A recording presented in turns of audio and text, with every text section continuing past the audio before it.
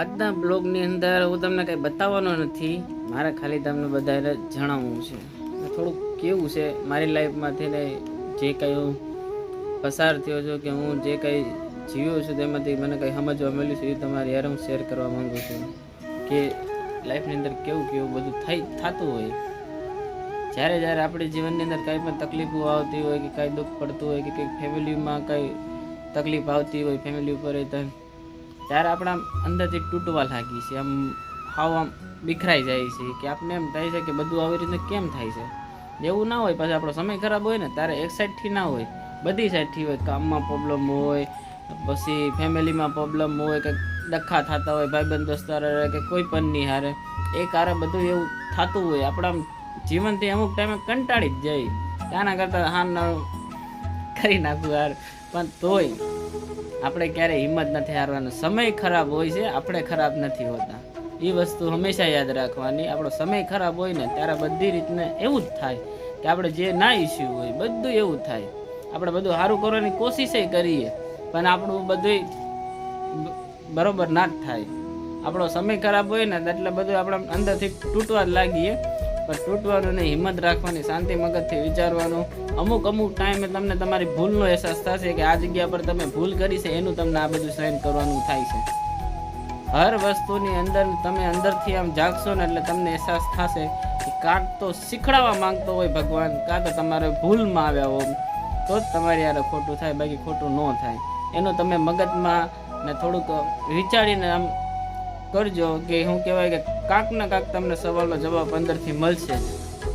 એટલે જ્યારે પણ કાંઈ પણ તકલીફ આવે, કોઈ પણ પ્રોબ્લેમ આવે, થોડુંક આમ મનથી શાંત મગજથી વિચાર કરજો એટલે તમારી પ્રોબ્લેમનો સોલ્વ તમને ખુદ મળશે.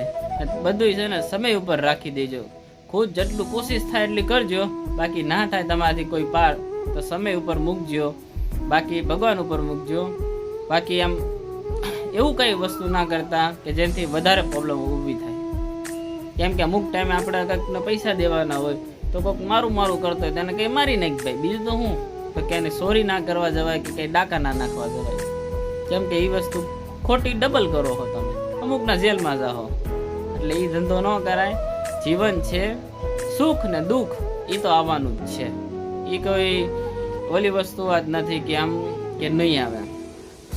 જીવન છે ત્યાં લગી સુખ દુઃખ આવવાનું જ છે. એટલે મેઇન વસ્તુનું એ જ વસ્તુ ધ્યાન રાખવાનું કે આપણે જીવન શાંતિપૂર્વક જીવીએ. ભલે સુખ આવે કે દુઃખ આવે. દુઃખ આવે તો વધારે રોવાનું નહીં ને સુખ આવે તો વધારે રાજી નહીં થવાનું.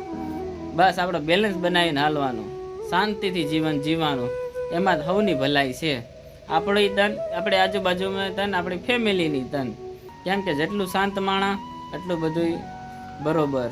કેમ કે જેટલું માણસ કાળ ક્રોધ કરે કે લોભ લાલચમાં આવે એ જાય કૂવામાં જ પડે. પછી એનું કાંઈ બીજું કોઈ મતલબ ના હોય. એટલે ભગવાન માનતા હો એટલે બધે ભગવાનના ચરણોમાં રાખી દેવાનું. બસ બીજું કાંઈ એટલે કાંઈ લાંબુ ટૂંકું નહીં કરવાનું. સમય છે એની માંગણી જે હોય એની રીતેથી પૂરી કરી લે. આપણે કાંઈ ઓલું નહીં કરવાનું. હિંમત ભગવાન ઉપર રાખવાનો, વિશ્વાસ રાખવાનો. બસ સમયને થોડીક ગુજરવાની, સમય પૂરો થવાની થોડીક વાટ જોવાની. આપણો સમય ચાલુ થઈ જાય ને એટલે પછી આપણે કોઈને કંઈ કેવું નહીં પડે, કંઈ કરવું નહીં પડે, ઓટોમેટિકલી બધું બરોબર થતું જશે. એટલે મારો કહેવાનો મિનિંગ એટલો જ છે કે સમય એવો ખરાબ આવે તો તૂટી ના જતા. ભગવાન ઉપર હંમેશા વિશ્વાસ રાખજો.